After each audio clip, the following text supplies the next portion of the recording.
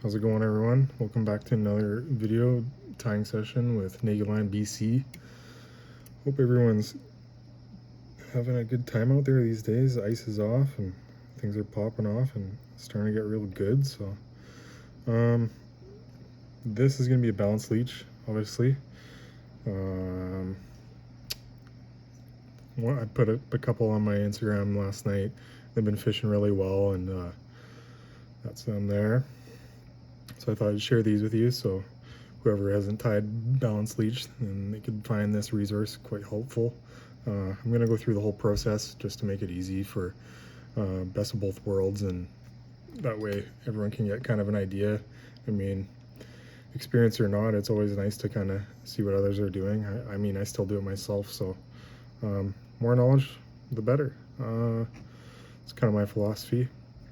So starting with just a 90-degree jig hook, Ahrex obviously, but I've been using the 90 degrees lately, and I find that I much prefer them over the 60. The 60 flips the hook over, so the hook points up, which is nice, but it's still on a little bit of an angle. So with the 90s, I feel like I'm getting that true balance. So bead I'm using is purple 1/8, obviously a pin as well, and also using Textreme standard A-dot in orange, not the rusty brown. This is orange, so it actually looks kind of burnt orangish. If you kind of hold it up to UTC, just a little bit less glossy, obviously, kind of what Textreme goes for. But if you're looking for gloss, then I would recommend midge thread. And then to finish it up, the color is going to be in Chartreuse 8/0. I'm a huge sucker for purple and Chartreuse. I don't know if you can tell yet, if you follow me on Instagram, but like, it's just one of those color combinations that I absolutely love. Love it. It pops, catches fish, looks good. Look good, feel good. That's what it's about, right, guys and gals? So anyways, I'm gonna go through this step. Oh, black Maribou also, so I'm switching it out tonight. Try something different slightly. I think that's about it. So yeah, let's get started. Start up right at the top of the hook eye, and what I like to do is run it down my whole shank. That way my pin is easier to tie in. It doesn't slide around on you, and it makes it easier to glue down to reinforce it. Because I mean, why put in all this effort into a fly if it's not going to last? It's kind of my philosophy. Look good, feel good. That's the second time I'm going to say it tonight. So I'm going to show you the pin process that I do. And so when I slip on my bead, it's kind of opposite what I usually do for my leeches. I'm doing fat side out, and I'm doing thin side in. So I'm going to detail here, so if you don't want to hear it, skip ahead. But this is for the fellas that want to learn. With my pins, you can cut them. You can take a pair of side cutters or what have you, wire cutters if you want, and you can cut them and then tie them in. These ones are about 3/4, actually not quite, I think they're more like 5/8, and so I feel like they're short enough. When I hang my pin over, like cantilever the hook eye, I used to hang them off 3 bead lengths to the start of my shank. So I'd count it out 1, 2, 3, and I felt like it balanced it really well. However, the more and more I tie balance, and the more guys I run into that tie balance, they like to take their pin and bring it in slightly a little bit. So it's about there. And the reason that I find these guys say is because it's easier to hook up the fish. It doesn't get in the way, keeps things nice and simple. And that's a good enough reason for me. So I've been doing that, and it's been good. Anyway, so I just tied in my pin, basically. Gonna go back up, but what I did was I'm holding it down firmly and I'm giving tension down on my bobbin, and I'm pulling it in, and I'm using kind of my nail to push against the hook shank and the pin at the same time, so that when I'm winding my thread towards myself, that it's not pulling the pin off the shank and it starts twisting on me or moving around. So I just do that, and as I'm going down, I'll move my thumbnail with my thread wraps, just so it's like kind of a guide. Basically, a jig for a jig hook. There you go. So anyways, cover up that point. Try not to cut your thread on it.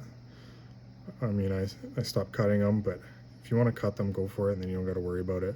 So then I'll just bring my thread back up, side by side wraps. I'll get the hook eye, and then I'll just kind of tilt my hook a little bit just so I can get my thread in right by the eye, so it's not uneven. And there it is. So I've already got one glued, so I don't have to wait on it to dry.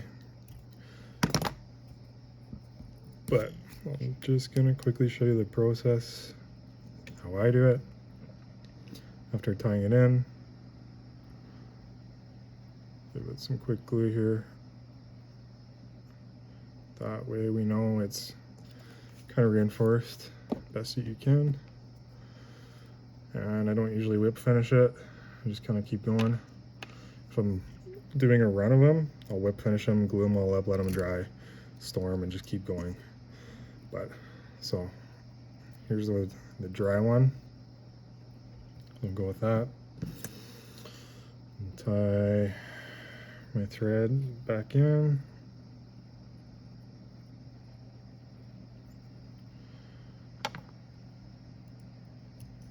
Snip off my tag.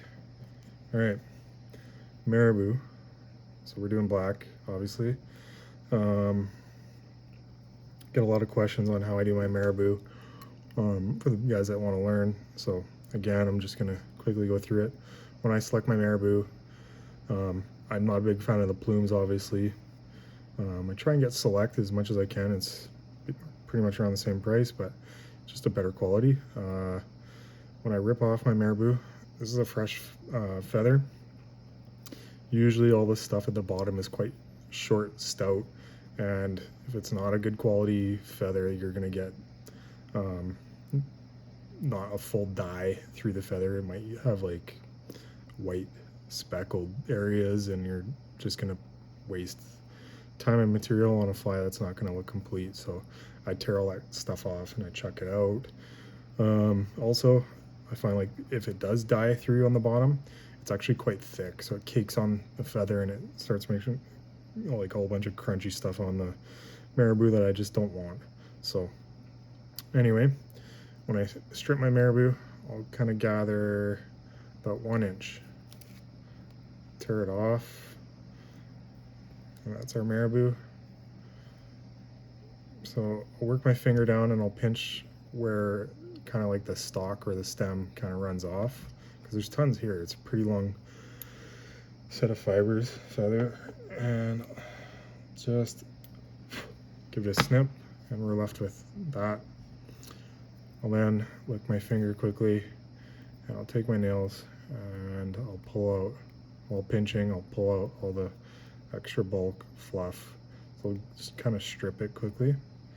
That eliminates a lot of unnecessary bulk on your fly, so you maintain a nice fly when you're tying it in and all the way through.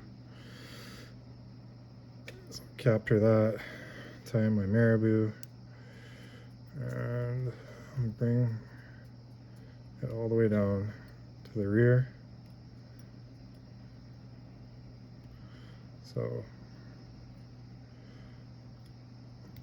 that, pull my Marabou up. I like to give it a few wraps, and also poke myself with the hook point.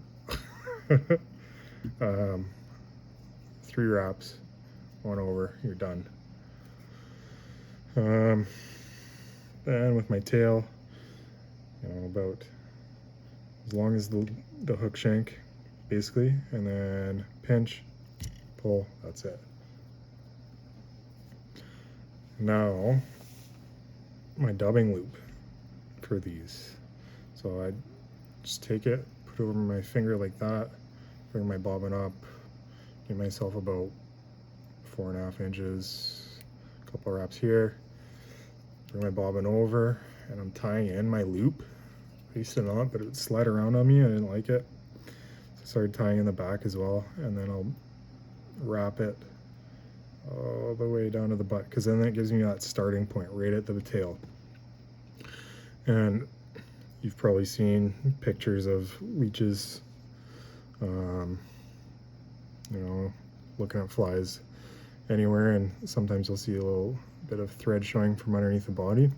So this kind of eliminates that also. Once I'm done tying it in, just kind of flush everything up, because the pin obviously gives you that kind of offset. So I'll build it up just a little bit, and then sparse wraps all the way down to the head. Now, I like to use Stoneful Rotor Dubber. Spins good, makes my life easy, especially when I tie quick.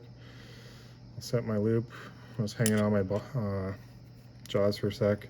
Take this, give it a half hitch, just like that. Bring my bobbin cradle over. Started using this because it's quicker, and I'm jealous of FTF Custom Flies because he's got the Norvise and this is what I got. So we got a little competition going, who can tie the fastest, and clearly I can tie faster than that guy. No, it's pretty close though. So yeah, friendly competition, never hurt anyone. So now my dubbing. So a problem I had when I first started tying is I didn't know the amount of dubbing to use per loop. Okay, so just take this and plug it in and wrap my leech. Nope. No good. The sparser the better, and if you're using glacier, or sorry, ice dub, even more sparse.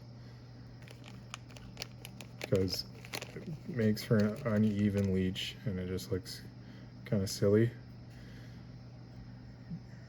So just grab a little bit of dubbing, kind of stack it. When I slide in my dubbing in my loop, kind of go perpendicular in my loop. Just work it a little bit and slide it up. Like I said, less is more. I mean, I got a pretty good, decent amount in there, but this stuff is actually quite forgiving, so you can always subtract later on. Okay, so once I get it in there and pull tight down on my loop, closes her up, and once I'm happy, I give her a spin. Don't go too tight. You want those fibers to kind of look slightly buggy like that. Once I do, I'll just use my rotary feature and I'll wind it up. Zzz. Go over the hook eye, and it might be too much. I'll pull a wrap off. That's it. Move my cradle. Slowly get my thread. I'll brush back the fibers a little bit, dubbing fibers, because I don't want them getting caught in my thread, just like that.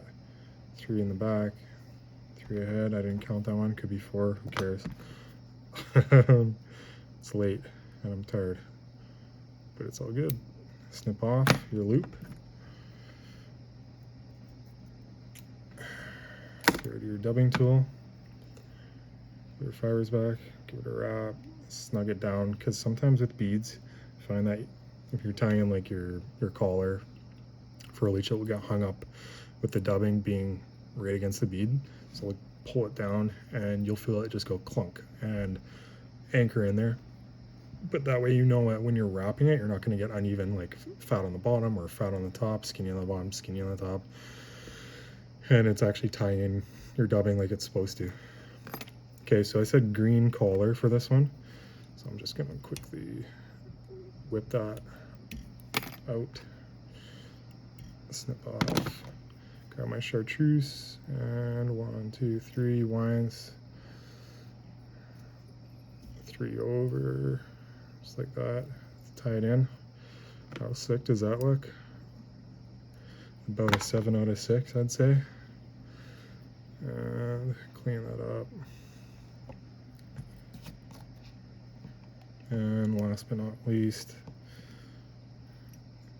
a little bit of glue to finish off that color. So we're getting something that's going to hold together for a while for you out on the water.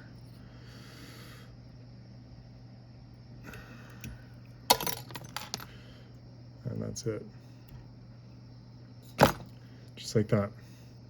Nice, balanced leech. I used to not fish balance that much, but lately I've been giving in to the craze. If you want, you can brush it out with a dubbing brush.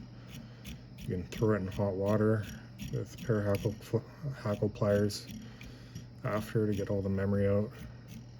Swoop everything back nice. You can fish it just like this and it will come out regardless in the water for you. But I do both. So like the ones I did last night, once I'm done with them, I'll just chuck them in some water. And then it's good to go right then and there. So yeah, that's it. That's the balanced leech.